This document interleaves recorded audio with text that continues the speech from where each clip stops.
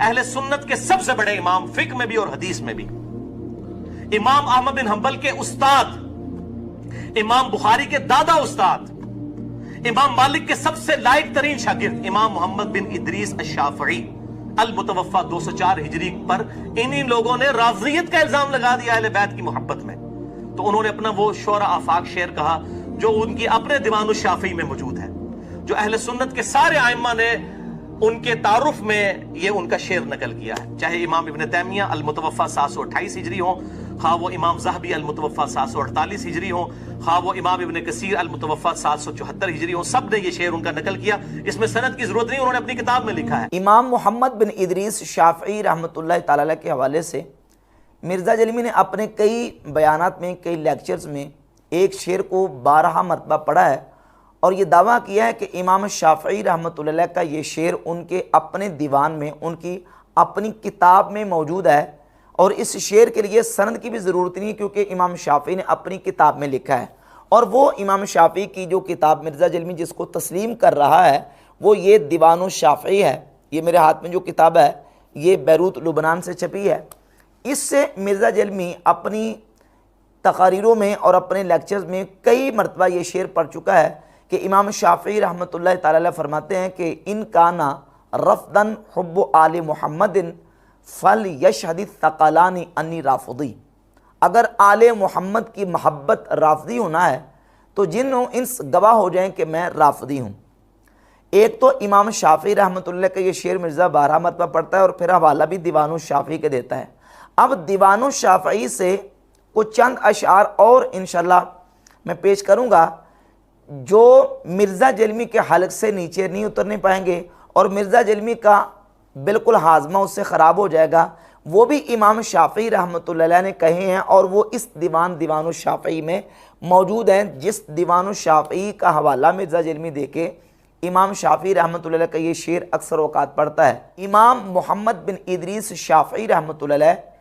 جن کو مرزا جلمی نے مانا ہے کہ وہ فقہ کے بھی امام ہیں، حدیث کے بھی امام ہیں اور سب سے بڑے امام ہیں، وہ سب سے بڑے امام جن کو مرزا جلمی مان رہا ہے وہ امام محمد بن ادریس شافعی رحمۃ اللہ علیہ جب امام اعظم ابو حنیفہ نعمان ابن ثابت رحمہ اللہ کا ذکر کرتے ہیں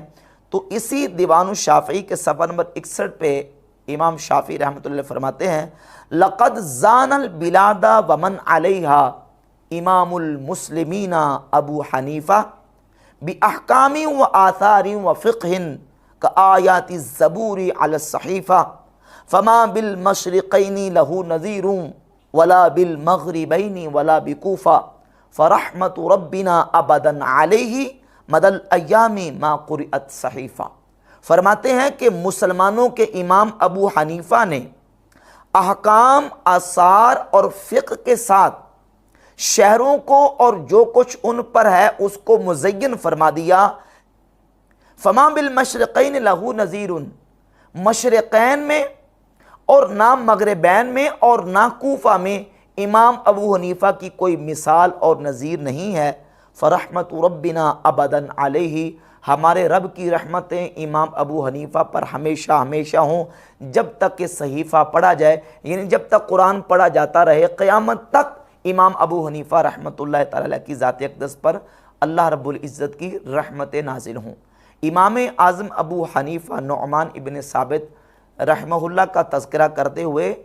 خوبصورت انداز میں امام شافعی رحمۃ اللہ علیہ نے جو اشعار لکھے ہیں وہ اشعار بتاتے ہیں کہ امام شافعی رحمۃ اللہ علیہ امام ابو حنیفہ کی کتنی قدر کرتے تھے اور ان کے نزدیک امام ابو حنیفہ رحمۃ اللہ تعالی علیہ کا کتنا مقام و مرتبہ تھا۔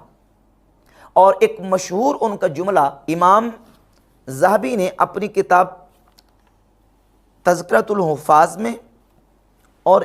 دوسری کتاب سیر اعلام النبلاء کی جلد نمبر 6 اور اس کے صفحہ نمبر 460 پہ اس کو بیان کیا ہے کہ وقال الشافعی الناس فی الفقہ عیال علی ابی حنیفہ تھا۔ امام شافعی فرماتے تھے کہ لوگ فقہ میں ابو حنیفہ کے بال بچے ہیں۔ قلت، اور امام ذہبی خود کہتے ہیں میں خود کہتا ہوں الامامۃ فی الفقہ ودقائقہ مسلمۃ الی ھذا الامام، فقہ میں اور اس کے دقائق میں امام ابو حنیفہ کی امامت مسلمہ ہے، وہذا الامر لا شک فیہ، اور یہ معاملہ وہ ہے جس میں کسی قسم کا کوئی شک و شبہ نہیں ہے۔ اور امام ذہبی آگے لکھتے ہیں سیرتہ تحتمل ان تفرد فی مجلدین رضی اللہ عنہ ورحمہ، کہ امام ابو حنیفہ کی سیرت جو ہے وہ تقاضا کرتی ہے کہ ان کی سیرت پر 2 جلدیں مکمل لکھی جائیں، رضی اللہ عنہ ورحمہ، اللہ ان سے راضی ہو اور اللہ رب العزت کی ان پر رحمتیں ہوں۔ اور پھر امام ذہبی اپنی کتاب تذکرۃ الحفاظ کی جلد نمبر 1 کے صفحہ نمبر 126 پہ لکھتے ہیں ابو حنیفہ الامام الاعظم فقیہ العراق، امام ابو حنیفہ کو کیا لکھا ہے؟ امام اعظم، باوجود اس کے کہ امام ذہبی جو کہ اسماء و رجال کے بہت بڑے نقاد اور عالم ہیں، وہ شافعی ہیں، لیکن اس کے باوجود شافعی ہونے کے باوجود وہ امام ابو حنیفہ رحمۃ اللہ علیہ کو لکھتے ہیں امام اعظم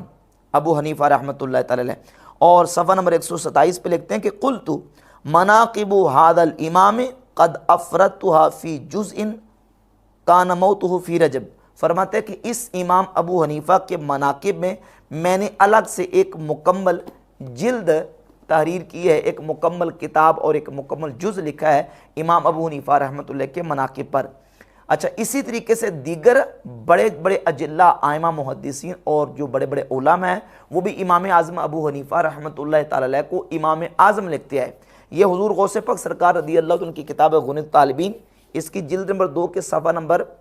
85 پہ امام اعظم ابو حنیفہ رحمۃ اللہ کا تذکرہ کرتے ہوئے غوث پاک سرکار رحمۃ اللہ لکھتے ہیں ہوا مذہب الامام الاعظم ابی حنیفہ النعمان رحمہ اللہ، یعنی امام ابو حنیفہ کو امام اعظم لکھا، باوجود اس کے کہ حضور غوث پاک شیخ عبد القادر جیلانی رحمۃ اللہ علیہ وہ فقہ میں امام احمد بن حنبل کے پیروکار تھے، فقہ میں امام احمد بن حنبل کے مقلد تھے۔ اور اس بات کو امام ذہبی نے سیر اعلام النبلاء کی جلد نمبر 15 صفحہ 179 پہ یہ بات مانی ہے کہ غوث پاک شیخ عبد القادر جیلانی وہ فقہ میں حنبلی المسلک تھے۔ اور یہ غنی طالبین کا ترجمہ کیا غیر مقلد عالم مبشر لاہوری نے، اور اس ترجمے والی جو کتاب غنی طالبین، اس کے صفحہ نمبر 26 پر لکھا کہ آپ کے بارے میں اہل علم نے متفقہ طور پر یہ رائے ظاہر کی ہے کہ آپ فقی مسائل میں حنبلی المسلک تھے، وہ فقی مسائل میں امام احمد بن حنبل کے پیرو تھے۔ غوث پاک سرکار رضی اللہ تعالیٰ عنہ، غوث پاک شیخ عبد القادر جیلانی رحمۃ اللہ علیہ وہ فقہ میں امام احمد بن حنبل کے مقلد ہونے کے باوجود جب امام ابو حنیفہ کا تذکرہ کرتے ہیں تو لکھتے ہیں امام اعظم ابو حنیفہ رحمہ اللہ۔